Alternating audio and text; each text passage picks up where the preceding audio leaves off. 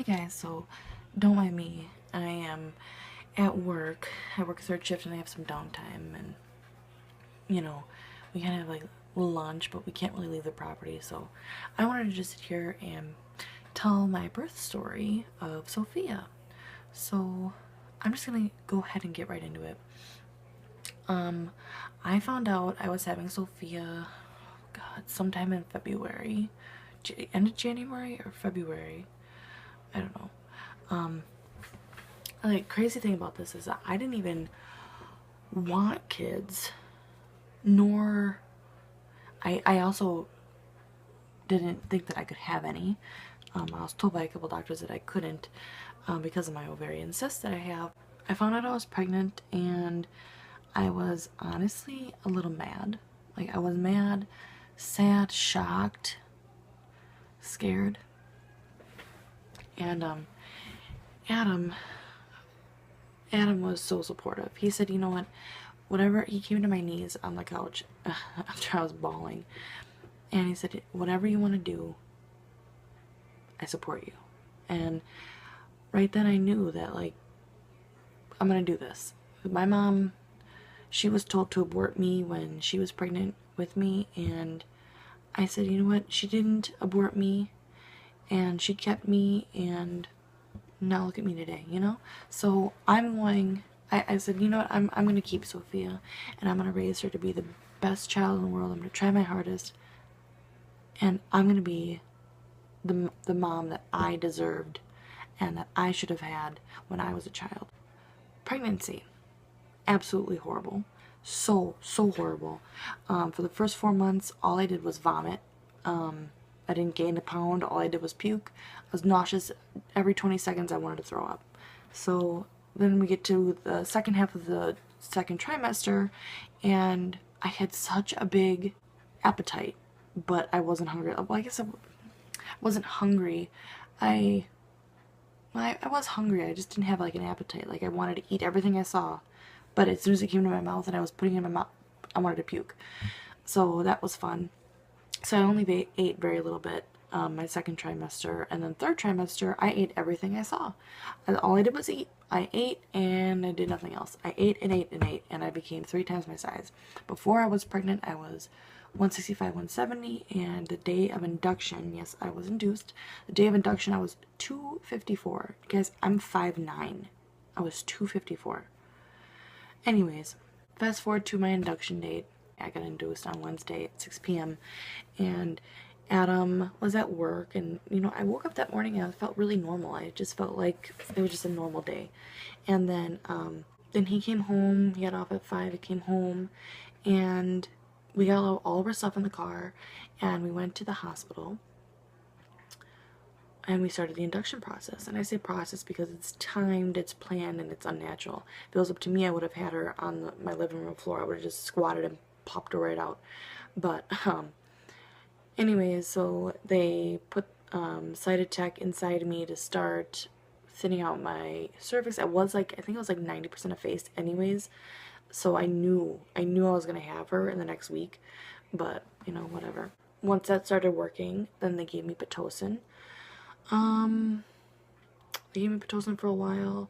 I tried to get through most of the night, but I was having some contractions, not heavy ones at all. We got to sit in the labor tub for a while, and you know, some of my most precious memories are when Adam actually, we went into the labor tub, or not the labor tub, but they let us labor for a while in the tub before they popped my bag, my waters. So, we both got in the tub, my big self getting in the tub, and Adam sat behind me, and all he did was just rub on me and just ask me if I needed anything, and it was really sweet. Most of my precious memories from giving birth to Sophia is having Adam there and having somebody I can depend on to be there. So, yeah, it was nice to have him comfort me while I was mooing like a cow. After all that, I think it was the next morning, they said that they were going to pop my waters, sorry, I keep saying bag, waters at 11 o'clock in the morning. So we waited and waited. I was having some contractions, like I was saying, I had some contractions. They were getting a little bit stronger, And so they popped my bag of waters, and then that's when everything really started to kick up. I didn't have my epidural yet. We waited until I was about, I think, 5 or 6 centimeters. I think I waited till then. And I just labored on Pitocin and labored on Pitocin and labored. Contraction after contraction. I finally got to like 4 or 5 centimeters, and my contractions were coming one on top of each other. I did not have a break. It was just one contraction, and as soon as that one peaked, another one started, and it kept going and kept going. So I could barely breathe. They lost Sophia's heartbeat for a while, so they said if we can't find it, we're gonna have to have you lay down and give you the epidural and monitor her heartbeat from inside. And what they do is they screw a little itty bitty wire inside of her little brain, and they monitor her heartbeat through there. So they did that. They didn't give me the epidural yet, but they did that. And then I sat back up and tried to labor a little bit more. And then I kept telling Adam, I can't do this anymore. I can't do this anymore. I can't do this anymore. And I told him before I started to labor, I said, if I say anything like that, tell me I can do it. Just keep telling me I can do it. And then I finally broke down. Like, I was fine. I wasn't crying. And then it got to be so much. I'm pretty pain tolerant. And that just, it broke me. It absolutely broke me. And I couldn't do it anymore. So I told him, I was like, I'm ready for the epidural. I'm ready, with tears coming down my face and red in the face. Can't breathe. I'm like, I need to do it. I need the epidural. So while the anesthesiologist is putting the needle in my back, I'm sitting there trying to breathe through contractions. Like I said, they were one on top of another. And you don't get a break until you get your epidural. And then even then, you have to wait for that to kick in. And so I'm sitting there at the edge of the bed, trying to curve my back, trying. I said, he's like, curve your back more. I said, I can't. I'm too big. I cannot curve it any more than I already am. But thank God he got it on the first try. So while he's putting it in my back and he's preparing everything, I had 3 contractions, one on top of another, while he was doing this whole thing. So, I mean, that was insane. Trying to stay still for that, it was crazy. I couldn't even believe that I actually went through that type of pain. It was too much. So I finally get the epidural in. I slept for like a good 2 hours, and I woke up. I started getting the labor chills. Your natural adrenaline is getting you ready to birth a child. So that's what I did. I told him, I said, I'm ready. Like, I'm ready. I got the labor chills. I'm chilly. Like, I'm not chilly, but like I got the labor chills. I'm shaking. Let's go. I'm ready to do this. And then so the nurse came in. She checked on us, and she said, you're fully effaced. You're fully dilated. Let's get this baby out. So she said, I'll make a call to Dr. Gupta, she was my OBGYN. And so she said, I'll give her a call after you start pushing for a while. I pushed for like, oh God, I cannot remember the exact time I pushed, but it was not a long time at all. And I pushed her on my own. The nurse and Adam would help me. They'd tell me when I was, contracting. And I would push a little bit, and then push a little bit, and push a little bit. And I got her to crown. I got her to crown all by myself with no help other than them telling me when to push.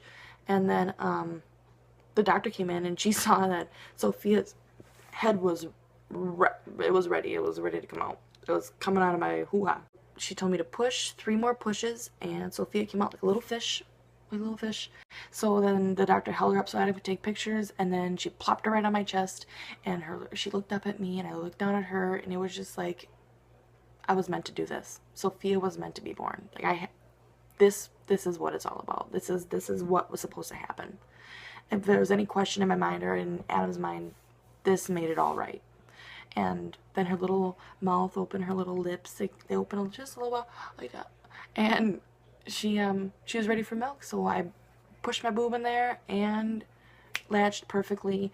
Had 0 problems with latching. She started sucking, and she was just perfect. She did an amazing job. What they don't tell you is that once you have an epidural, you have to have a catheter, right? Well, they tell you that, but you have to have a catheter. But after they take the epidural out and they take the catheter out, you go to the recovery room and you're trying to take care of your newborn. On top of it, you're trying to pee again. You haven't pooped in a long time, and unless you poop while you're giving birth to your kid. So I'm sitting there in so much pain because that epidural's wearing off, and I can feel, all of a sudden, I can feel how hard I actually did push. I can feel where she came out, and I'm just, I suffered. I really did. I was so shocked by the pain that I almost couldn't take it. I mean, on top of it, I had a UTI. I had nothing. I didn't even, usually I can tell because I'm very sensitive. Usually I can tell when I have a UTI or yeast infection, and I couldn't even tell I had a UTI from the catheter. I couldn't even tell. It was just so much pain down there. No idea. 2 weeks later, after we were already home, I had to go back into the emergency room because I had such a horrible UTI. I almost had a kidney infection. So that was fun. But yeah, so we recovered. I mean, ice and adult diapers for the next couple days, and then yeah, we went home on Halloween, and the rest is pretty much history. You know, she's 2 years old, and she's amazing. Well, she'll be two on October on the 29th, and she's amazing. She's absolutely amazing. But yeah, if you want to hear, you know, anything more about birth, I mean, want to ask me questions about my birth, like specific questions, just put them in the comment section below. Like, subscribe. I'll have all my social media linked down below. See you in my next video.